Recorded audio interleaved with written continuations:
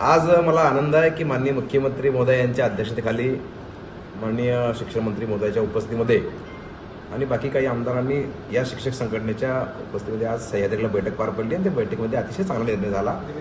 साधारण 3132 राज्यातल्या शिक्षकांना, विशेष शिक्षक जे घटक शिक्षक म्हणून म्हटले जातात, जे राज्यातल्या दिव्यांगांना शिक्षण देण्यासाठी ते तत्पर असतात, आज त्यांना न्याय मिळाला आहे याचा मला खूप आनंद आहे। आणि आज खरं म्हणजे यांच्यासोबत दिव्यांगांनाही सुद्धा राज्यातला न्याय मिळाला आहे, त्यांनाही दर्जेदार शिक्षण यानिमित्तानं मिळणार आहे। TISSचा रिपोर्ट जो होता त्या रिपोर्टच्या आधारावर आम्ही मागणी केली होती की आपण तो लागू करावा, पण तो राज्याला परवडणार नाही असं मला मुख्यमंत्री मोदयांनी सांगितल्यानंतर आम्ही म्हणलं की बाबा क्लस्टर बेस म्हणजे केंद्रीय स्तरावर तरी एक शिक्षक नेमावा, आणि ती आमची मागणी मान्य झाली आहे। हीच मागणी गेल्या अनेक वर्षापासूनची होती।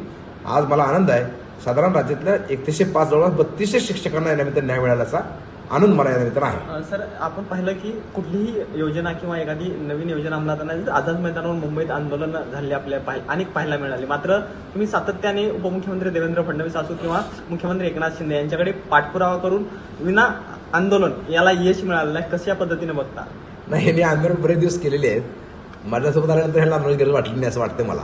पण मी माननीय मुख्यमंत्र्यांचे आभार मानतो की मुख्यमंत्री महोदय मला लाड करतात, माझं प्रेम करतात, त्यामुळे माझ्या प्रेमाखातर मुख्यमंत्र्यांनी हा निर्णय घेतला असं म्हणणार नाही, पण यांना न्याय दिला असं मी म्हणत नाही। नियुक्ती कधीपर्यंत आहे सगळ्यांना?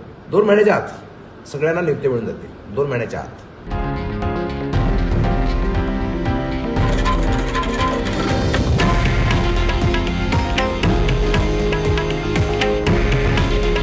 हे आहे देशातील नंबर 1 न्यूज नेटवर्क आणि आपण पाहत आहात TV9 मराठी।